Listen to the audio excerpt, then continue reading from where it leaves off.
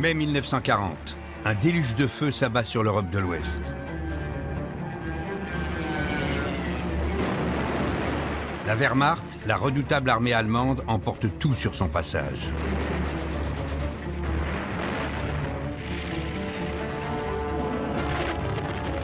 Après les Pays-Bas, le Luxembourg et la Belgique, tombés en quelques jours à peine, c'est maintenant la France qui s'apprête à rendre les armes. Les Français ne disposent pas de réserve, ils n'ont plus rien à opposer aux Allemands. Et donc à partir de ce moment-là, la bataille de France est perdue. Toute l'Europe est aux mains d'un seul homme. Adolf Hitler.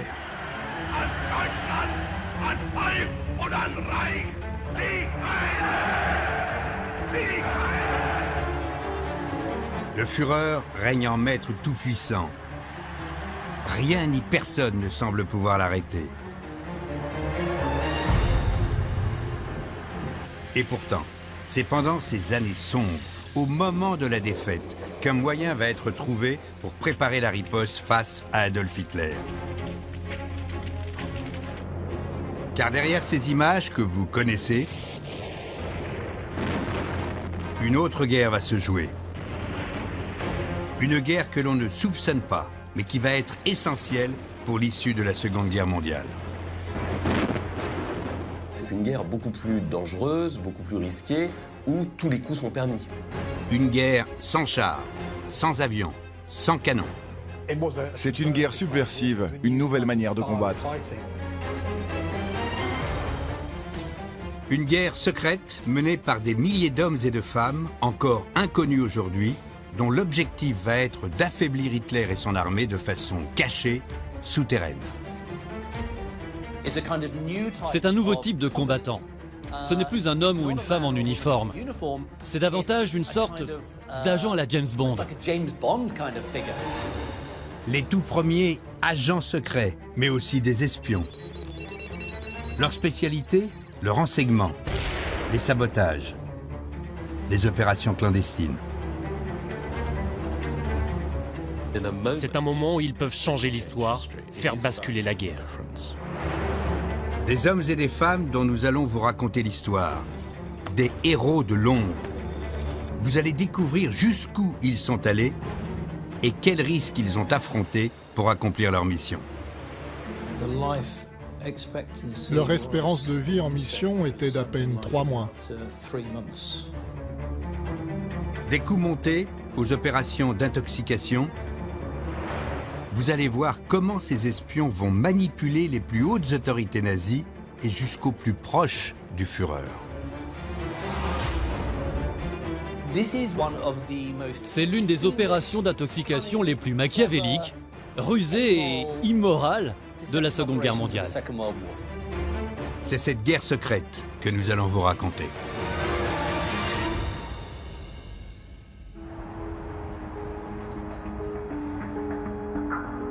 Alors que l'Europe est en pleine débâcle, c'est ici, à Londres, que cette guerre souterraine commence. Au printemps 1940, le soir du 27 mai, dans cet immeuble, dans les sous-sols, c'est le bunker du Premier ministre britannique. Winston Churchill est entouré de ses plus proches collaborateurs pour une réunion de crise. Dans quelques jours, son pays sera seul face à l'Allemagne nazie. La Grande-Bretagne est extrêmement isolée. Elle n'a presque plus de contact avec le continent. La France est au bord du désastre. Toute l'Europe est en train de tomber. Churchill veut à tout prix continuer la guerre. Mais il le sait, son armée est bien trop faible pour faire face à celle d'Hitler. La Grande-Bretagne n'a absolument pas les chars, les canons qui lui seraient nécessaires pour affronter en Europe l'armée allemande. Elle est donc dans une impasse stratégique. Pour sortir de cette impasse majeure, voilà ce que propose l'état-major à Churchill ce soir-là. Dans ce rapport confidentiel, et avec des méthodes pour vaincre Hitler qui sont plutôt surprenantes pour des hauts gradés. Elles se résument en 2 mots: action subversive. Une guerre d'un tout nouveau genre pour déstabiliser le Führer et son armée. Les chefs d'état-major proposent de développer les moyens non conventionnels pour obtenir la victoire, la guérilla, la propagande, les sabotages, les insurrections. Une guerre qui ne va pas se jouer cette fois-ci sur le champ de bataille. Et qu'importent les règles pour gagner. L'idée, c'est de se lancer dans une véritable guerre de l'ombre. Et donc dans une guerre qui n'est pas très orthodoxe. Une guerre de l'ombre pour laquelle il va falloir former un tout nouveau type de combattant, au sein d'une structure inédite. Une organisation spéciale sera requise, de toute urgence. Des combattants capables de se fondre dans la masse pour récolter des renseignements, mais aussi et surtout d'agir, de saboter, de tuer si besoin. Je pense que l'on peut dire qu'il n'existait rien de tel auparavant. C'était vraiment unique. Un type d'agent qui n'existe pas encore, l'agent secret. C'est un nouveau type de combattant. Ce n'est plus un homme ou une femme en uniforme. C'est davantage une sorte d'agent à la James Bond. Car jusqu'ici, les Britanniques ont privilégié un espionnage à l'ancienne. Écouter des conversations feutrées dans les salons des ambassades, transmettre des messages secrets ou encore surveiller les communications ennemies, de préférence en costume 3 pièces. Traditionnellement, les renseignements recrutaient la plupart de ces agents au sein des classes aisées. Donc généralement, ces personnes étaient éduquées, étaient allées à l'université et beaucoup travaillaient dans la finance ou la politique. Mais Churchill en est persuadé. Pour faire face à l'armée d'Hitler, il faut changer les règles, faire la guerre autrement. Le seul objectif, c'est de mettre le feu à l'Europe. Le 19 juillet 1940, il signe une note secrète autorisant la création d'un tout nouvel organisme, le Special Operations Executive, le SOE.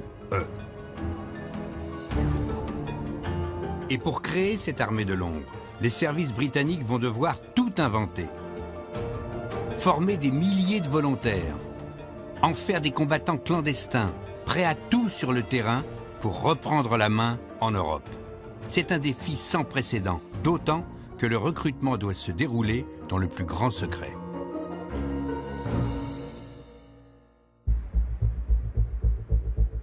Été 1940, le SOE installe son quartier général en plein cœur de Londres, sur Baker Street, dans cet immeuble anonyme. Derrière ces fenêtres, 14 sections.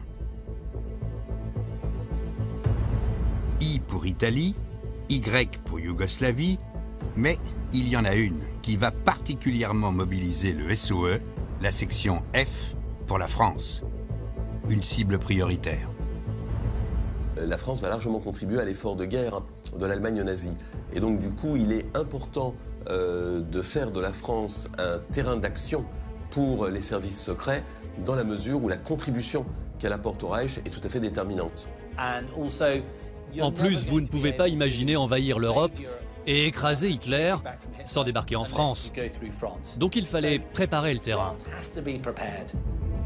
Car le but, c'est d'envoyer depuis Londres des agents secrets et des équipes commando en France, mais aussi dans l'Europe entière. Dans chaque pays, ils devront former, armer la résistance et organiser des sabotages. Et pour commander les futurs agents de la section française, les autorités choisissent Maurice Buckmaster. Capitaine de l'armée de réserve, il a suivi une formation par les services secrets juste avant la guerre. Mais ce que l'on attend de lui est totalement inédit. Son nouveau rôle à la tête de la section F est complètement différent de ce qu'il avait fait jusqu'à maintenant. Il n'avait jamais travaillé dans ce domaine auparavant. Il va essayer de trouver une façon de faire. Mais Buckmaster a un avantage crucial pour le succès de la mission. Il connaît très bien la France. Directeur de la branche française de Ford avant la guerre, il a sillonné tout le pays pendant plusieurs années. Il sait donc parfaitement le genre d'agent dont il a besoin dans son équipe. Voilà par exemple les critères sur lesquels ils seront jugés. Conditions physiques, maniement des armes et des explosifs, état d'esprit, mais surtout, ils devront avoir une connaissance parfaite de la langue française. Question de survie.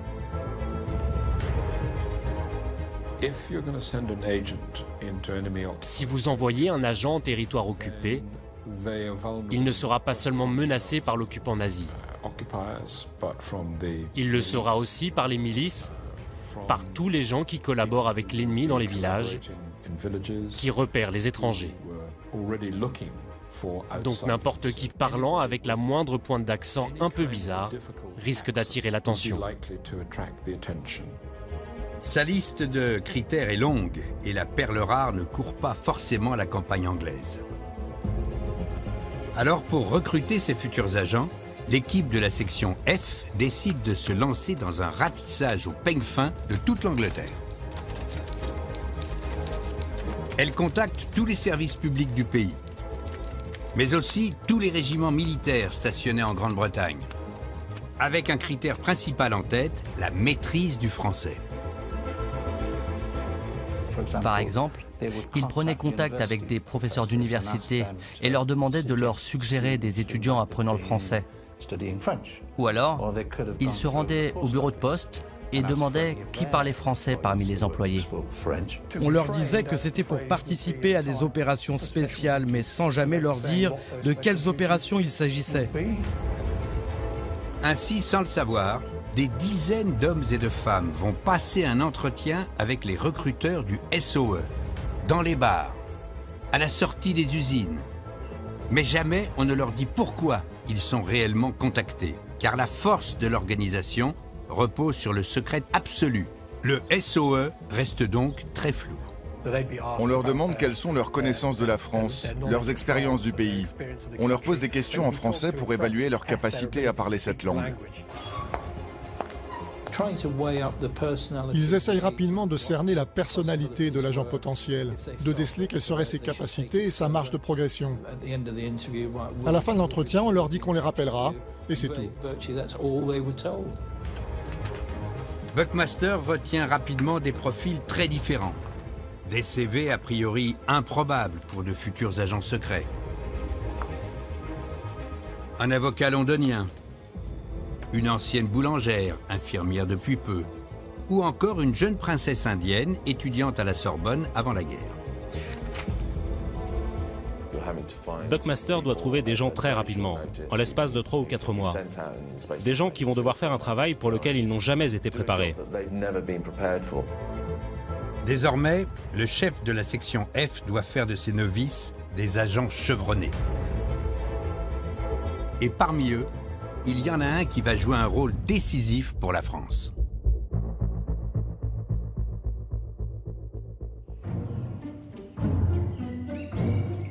Nous sommes le 21 avril 1941. Un jeune Anglais a reçu l'ordre de rejoindre la petite ville de Wanborough, à 60 km de Londres. Son nom, Michael Trotobas. C'est ici, en pleine campagne anglaise, que lui et d'autres recrues du SOE doivent commencer leur formation intensive, à l'abri des regards. De l'extérieur, cela ressemblait à une maison tout ce qu'il y a de plus normal. En passant devant, impossible d'imaginer qu'on y préparait l'une des missions les plus dangereuses qu'il soit. Trotobas n'a pas vraiment le profil de l'agent secret.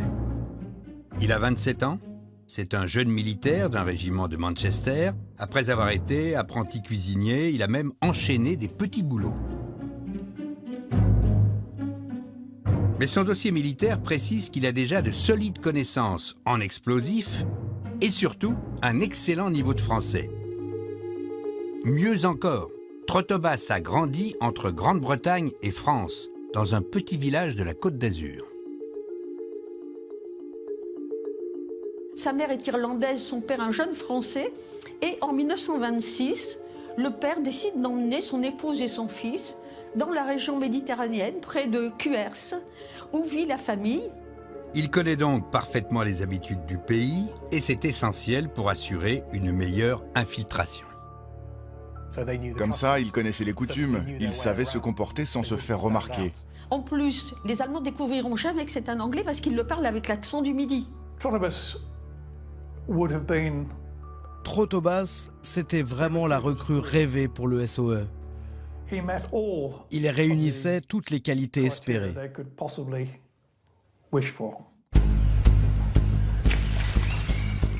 Reste maintenant à faire de lui un combattant capable d'affronter tous les dangers. Trotobas va subir une formation commando, combat rapproché, maniement des explosifs, mais aussi saut en parachute, cours de radio codé, exercice de survie en pleine forêt.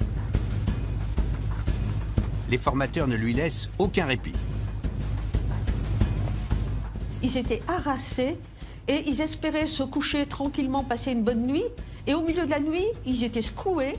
Et s'ils avaient ne serait-ce que la moindre expression, la moindre exclamation en anglais, c'est qu'ils n'étaient pas encore prêts à partir. Pour avoir des chances de survivre, Michael et ses camarades subissent des simulations d'interrogatoire musclés et aussi un entraînement psychologique très poussé. Parfois, il faisait de faux interrogatoires. Il les réveillait en plein milieu de la nuit, les traînait dehors ou les emmenait dans une autre pièce et là, il y avait des soldats partout autour d'eux qui leur hurlaient dessus. Tout était fait pour que ça ait l'air vrai. Il fallait que ça soit les mêmes conditions que les interrogatoires en France. Malgré la fatigue, le jeune Trotobas tient le choc. Dans son dossier d'évaluation, on peut lire qu'il progresse à chaque test. Et après plusieurs mois d'entraînement, il compte même parmi les meilleurs. Certains de ses entraîneurs le qualifient de leader exemplaire et estiment qu'il serait des plus utiles pour les opérations de sabotage. Exactement le profil dont a besoin Maurice Buckmaster. Le SOE va ainsi recruter et former des milliers d'agents pour mener cette guerre souterraine en Europe. 500, rien que pour la France. Des agents dont le seul objectif désormais est de frapper la machine de guerre du Führer, de déstabiliser les défenses allemandes.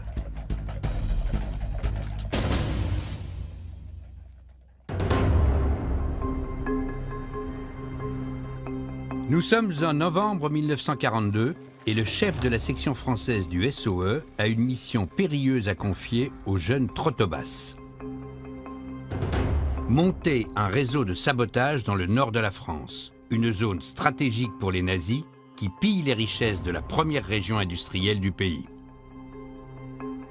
Cette région est une région industrielle, une région minière qui apporte une contribution par le charbon, l'industrie métallurgique, etc., une contribution importante à l'effort de guerre nazi. Pour le SOE, frapper l'ennemi dans le nord, c'est donc frapper le Reich en plein cœur. Quand on s'attaque à la région Nord-Pas-de-Calais, pour l'Angleterre, c'est comme s'il s'attaquait directement aux Allemands, puisque les productions sont pour l'armée allemande, puisque ces unités travaillent uniquement pour les Allemands. D'ailleurs, le Nord-Pas-de-Calais pullule de nazis. C'est l'un des endroits les plus surveillés de France. Vouloir s'infiltrer dans la région et y mettre le feu est donc une mission extrêmement risquée. Et pourtant, Trotobas accepte de se jeter dans la gueule du loup et seul. Il savait que cela prendrait des années avant que l'armée anglaise ne revienne en France. Mais lui, il voulait vraiment retourner sur le terrain.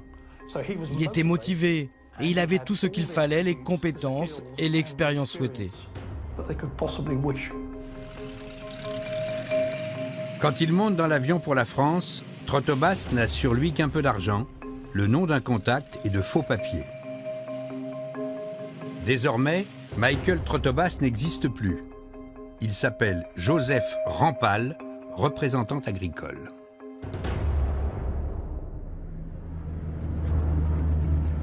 « 17 novembre 1942. Le lieutenant Trotobas, alias Joseph Rampal, est parachuté dans le centre de la France en pleine nuit. Depuis la Sologne, il réussit à remonter en train jusqu'à Paris, puis jusqu'à Lille. C'est là qu'il doit retrouver son contact qui doit l'héberger.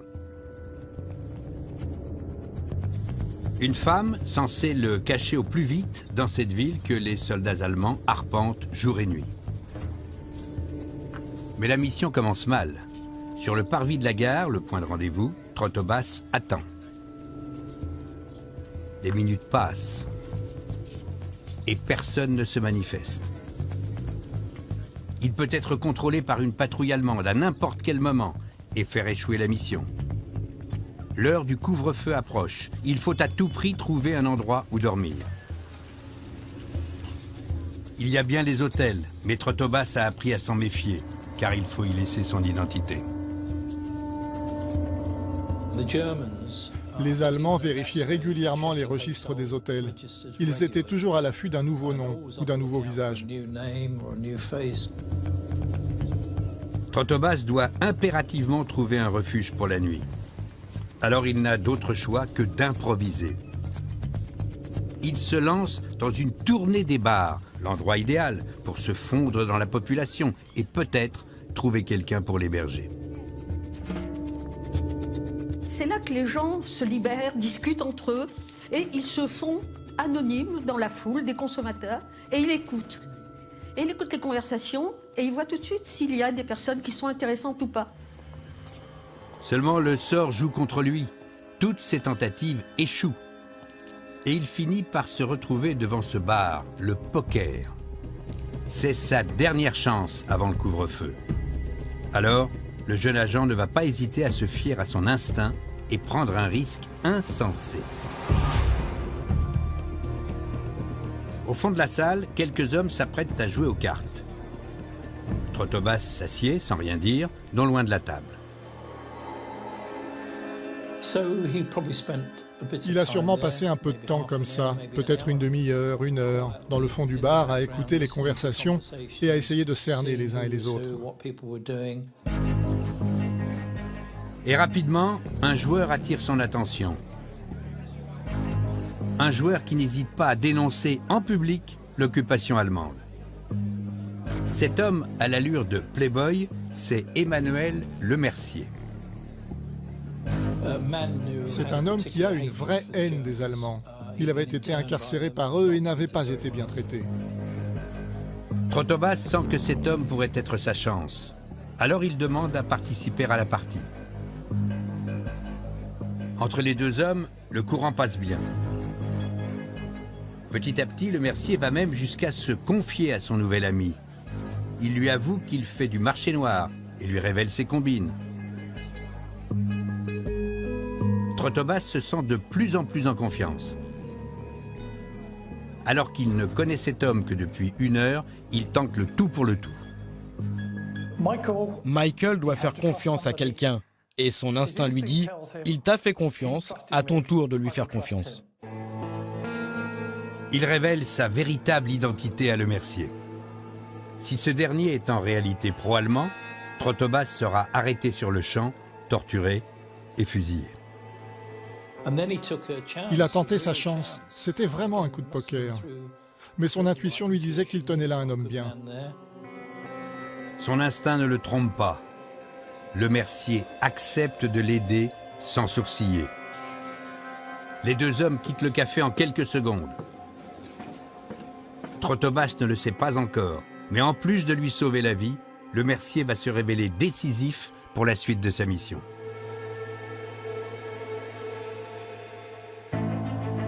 Car à Lille, Manu, comme on l'appelle, n'est pas un inconnu.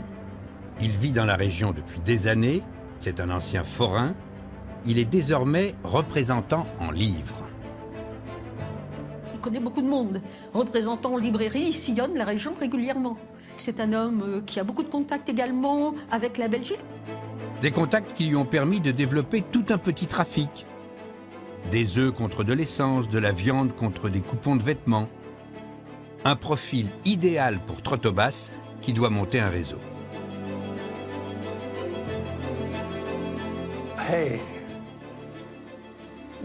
Il se dit, ce gars peut circuler, il a une voiture, il a de l'essence, il a des contacts. C'est l'homme qu'il me faut. Très vite, Trotobas propose à Lemercier de devenir son bras droit. Un duo bien décidé à multiplier les sabotages pour embraser le Nord-Pas-de-Calais et faire de la région une zone à risque pour la Wehrmacht. Mais pour réussir leur mission, les deux hommes doivent absolument commencer par recruter. Lemercier ouvre alors son carnet d'adresses à Trotobas.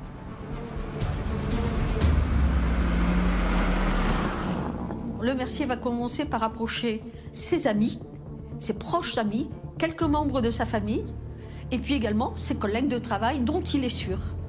Et puis automatiquement, l'ami qui recrute va lui recruter ses amis. Et donc c'est comme ça que ça va se développer.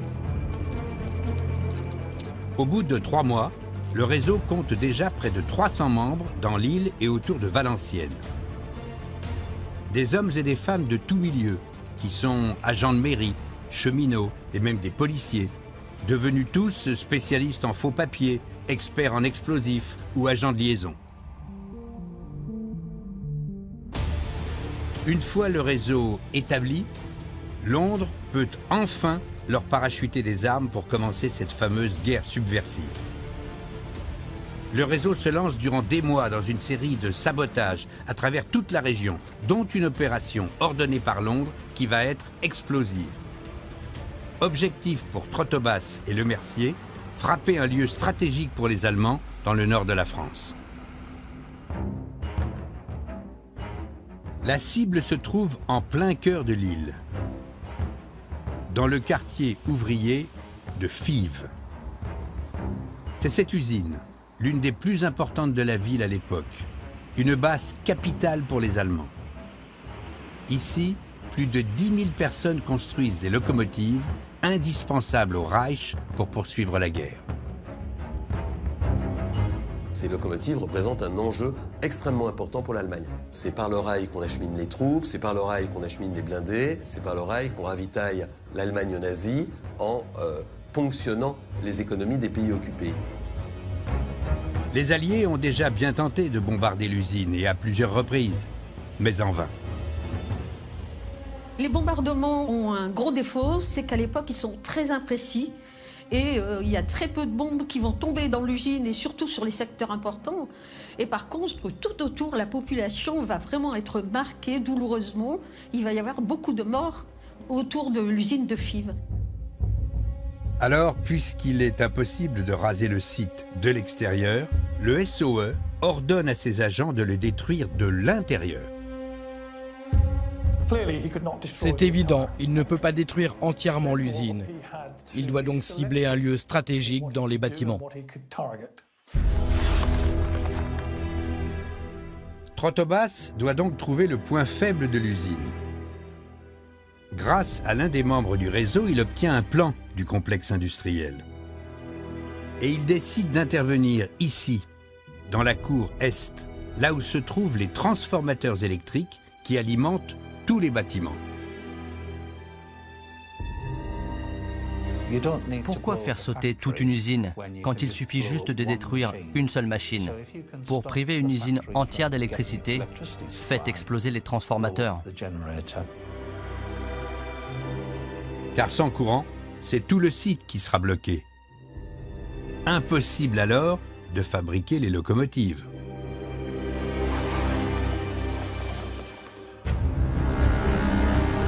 Mais encore faut-il pouvoir rentrer dans le bâtiment. L'usine est bien gardée. Des patrouilles se relaient dans le quartier, jour et nuit. Mais elle est aussi et surtout gigantesque. Un labyrinthe de 16 hectares. Avec les moyens dont dispose Trotobas et son réseau, la mission semble impossible. Il le sait. Tenter d'entrer par la force dans l'usine serait une véritable perte de temps. Il va donc falloir s'y prendre autrement.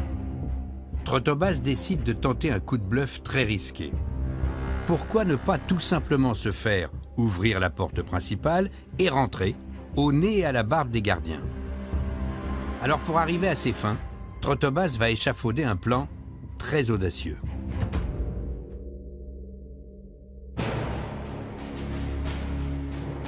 Derrière cette façade du centre-ville, il réunit ce soir-là une dizaine de membres de l'organisation secrète. Parmi eux, plusieurs agents de police entraient en résistance. Quand il a mis en place son équipe, il a voulu prendre le moins de personnes possible. Parce qu'il avait choisi 20 ou 30 hommes pour cette mission, au beau milieu de la nuit, pendant le couvre-feu, il était sûr d'attirer l'attention des gardes. Voici le plan de Trotobas pour pénétrer dans l'usine. Il prévoit de se présenter à l'entrée comme inspecteur de police, chargé de vérifier la présence de saboteurs qui se seraient introduits dans les bâtiments. Et pour en imposer, il serait flanqué de 2 adjoints et de 5 hommes, tous en uniforme, les sacs et les poches bourrés d'explosifs. Utiliser des policiers comme couverture, c'était une idée brillante. Les gardiens n'allaient pas fouiller des officiers de police pour voir s'ils avaient des objets dangereux sur eux. Ça a donc été très facile de rentrer avec des explosifs. Derrière les fenêtres du QG, tous les hommes répondent à l'appel. Le succès de la mission va maintenant reposer sur leur rapidité, mais aussi leur aplomb. Nous sommes le 26 juin, boulevard de l'Usine. Il est 23 h. Trotobas et son équipe interviennent de nuit pour éviter au maximum les patrouilles. Ils sont vêtus de leurs uniformes fournis par des policiers complices. Leur présence à cet endroit habituellement calme attire vite les suspicions. Des voisins ouvraient leurs fenêtres et se demandaient « Que se passe-t-il ? Qui sont ces gens devant l'usine à cette heure de la nuit ?» Trotobas interpelle le gardien. Comme prévu, il se présente comme inspecteur de police. Il aurait reçu des informations inquiétantes sur la présence de saboteurs dans l'usine. Il lui faut vérifier les lieux. Au départ, il n'est pas très coopératif. Donc Michael est obligé de lui mettre la pression. Il lui dit « On va appeler les autorités allemandes. Et si vous ne nous laissez pas entrer pour qu'on inspecte les lieux, vous allez avoir de gros ennuis. » La menace fait son effet. Le gardien n'a aucune envie de voir débarquer la Gestapo. Trotobas et ses hommes font mine d'inspecter chaque recoin et déposent discrètement, une à une, les charges explosives. En un quart d'heure à peine, les pains de plastique sont en place. Tout se déroule comme prévu. Mais alors que Trotobas et ses hommes sont sur le point de quitter l'usine, un événement survient. Un événement qui risque de faire échouer toute la mission. Une des charges explose prématurément. Les explosifs n'étaient pas précis à l'époque. C'était en fonction de l'humidité ou de la chaleur. Alertés par la détonation, les Allemands seront là dans quelques minutes. Alors pour sauver sa vie et celle de ses agents, Trotobas, toujours en uniforme de police, décide de bluffer jusqu'au bout.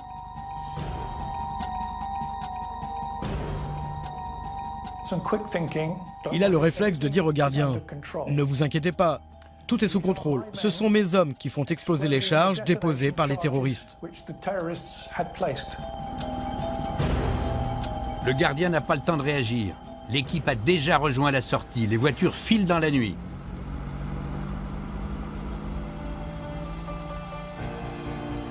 Une demi-heure plus tard, alors que la ville est endormie, les déflagrations secouent le centre-ville de Lille. Au total, la quasi-totalité des transformateurs est détruite, pour beaucoup de manière irréparable. Le courant est coupé dans l'usine entière. Ils ne pouvaient plus rien faire. Et le gros inconvénient pour les Allemands, c'est qu'ils ont dû remplacer tout l'équipement et trouver du matériel. Ainsi, pendant des mois, les ateliers tournent au ralenti. Pour les Allemands, les conséquences sont immédiates. Baisse de la production des locomotives, essentielle au transport des troupes et des armes. Ça les a profondément exaspérés. Il leur a fallu trouver des hommes pour tout réparer. Ça a bloqué leur production et leur approvisionnement. Fort de ce sabotage spectaculaire, Trotobas et ses équipes multiplient les coups de force. Le Nord-Pas-de-Calais, tellement stratégique pour les Allemands, devient un terrain miné, tout comme le reste de la France. Car d'autres agents du SOE agissent un peu partout dans l'Hexagone, mais aussi dans l'Europe entière. Des attentats qui commencent à inquiéter sérieusement la Wehrmacht. Chaque fois qu'une bombe explose dans un pays occupé, ça montre aux Allemands qu'ils ne contrôlent pas ces territoires autant qu'ils le croient. Churchill se félicite des premiers résultats obtenus sur le terrain. Sa stratégie de mettre le feu à l'Europe commence à payer.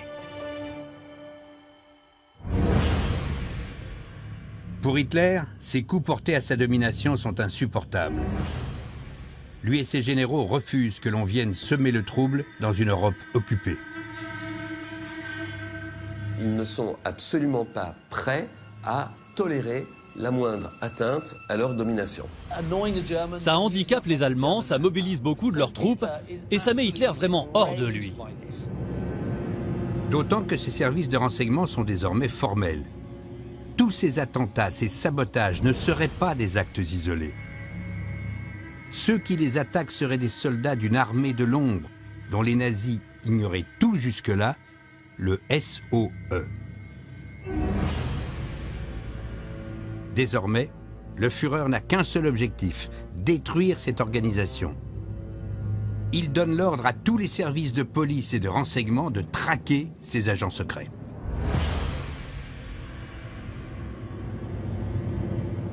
Il va donner des ordres pour que ces agents soient considérés comme des terroristes. Ils ne sont pas considérés comme des combattants classiques portant l'uniforme, etc. Et donc, il reçoit l'ordre de les faire exécuter purement et simplement. Et s'il y a bien un pays qui obsède Hitler, un pays qui doit être nettoyé de ses agents, c'est la France. Car il est persuadé que c'est là que les Alliés risquent de l'attaquer. Dans cette guerre secrète, la contre-attaque lancée par l'Allemagne s'annonce sans merci.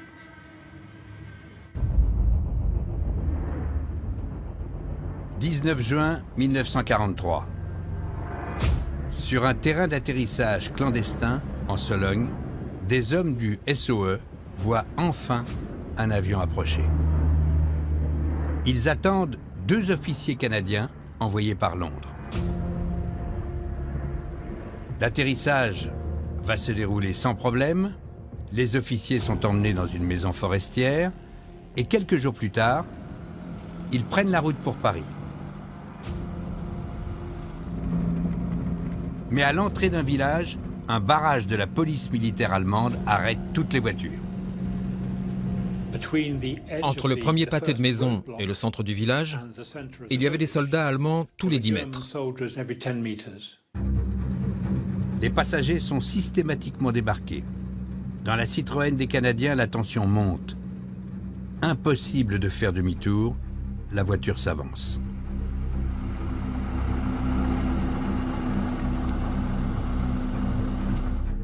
On ordonne aux 2 hommes de sortir. Très vite, leur accent canadien éveille les soupçons et on cherche à savoir qui ils sont. Immédiatement, les Allemands ordonnent une fouille complète de la voiture. À l'intérieur, un poste récepteur radio et des messages codés. Pire encore, des noms d'agents à qui ce matériel est destiné. Malchance? Hasard? Pas du tout. Ils cherchaient clairement quelqu'un. Ils cherchaient des agents. Ils savaient que des hommes avaient été parachutés. En réalité, les agents du SOE sont tombés dans un piège. Un piège méticuleusement préparé par les nazis pour démanteler l'un des plus gros réseaux en France. Un piège qui a commencé à se refermer 5 mois plus tôt, à Paris.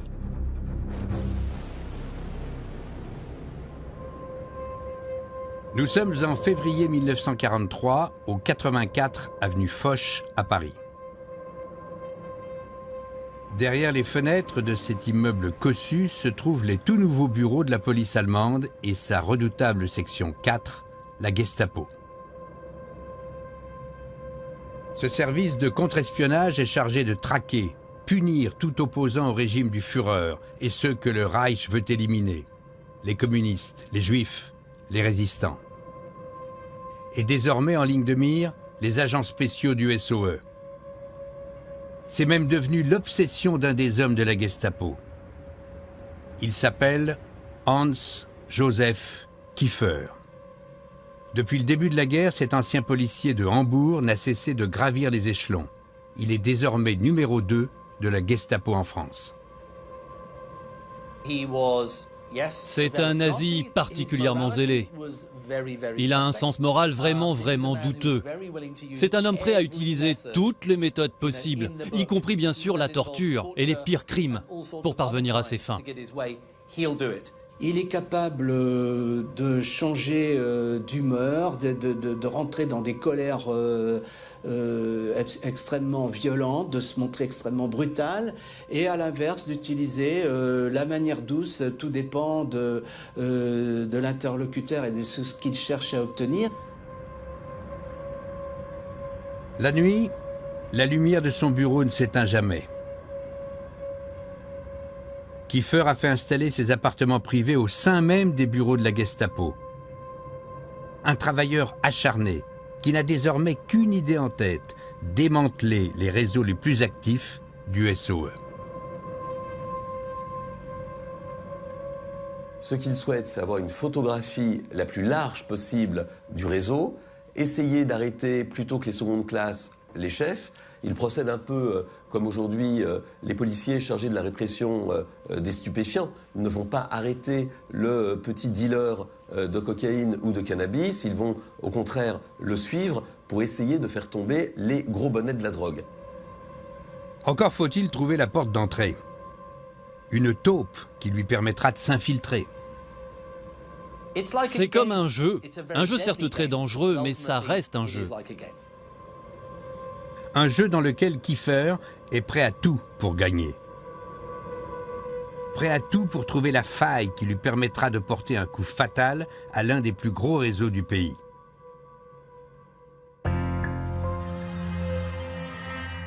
Déterminé, Kiefer se met à relire méthodiquement tous les rapports de la Gestapo, mais aussi tous les interrogatoires menés dans les prisons ou par les services de police allemands, à Paris, mais aussi en province. Collecter des informations, cela prend beaucoup de temps. Rassembler des éléments sur un réseau d'espionnage ennemi est un processus très long. Ce n'est pas quelque chose qui peut se faire en 2 heures de temps. C'est un très long chemin. Et à force de croiser, recouper les informations, un élément retient son attention. Un pseudonyme revient régulièrement, certainement un homme clé de l'organisation. Un certain Gilbert, et il habiterait à Paris. Kiefer tient une piste. Reste maintenant à mettre un nom et un visage sur ce pseudonyme. Alors Kiefer envoie ses plus fins limiers sur le terrain. Il travaille en civil la plupart du temps, ces agents-là, et puis eh bien, ils effectuent des filatures, ils écoutent les conversations dans les lieux publics, dans les cafés, restaurants, etc. Des jours et des jours à glaner discrètement des informations, mais aussi à faire parler leurs indices, dans les commissariats notamment. L'autre atout du service de renseignement de Kiefer, c'est que beaucoup de Français, et même des policiers français, travaillent pour lui et veulent l'aider. Après des semaines, les recherches finissent par payer.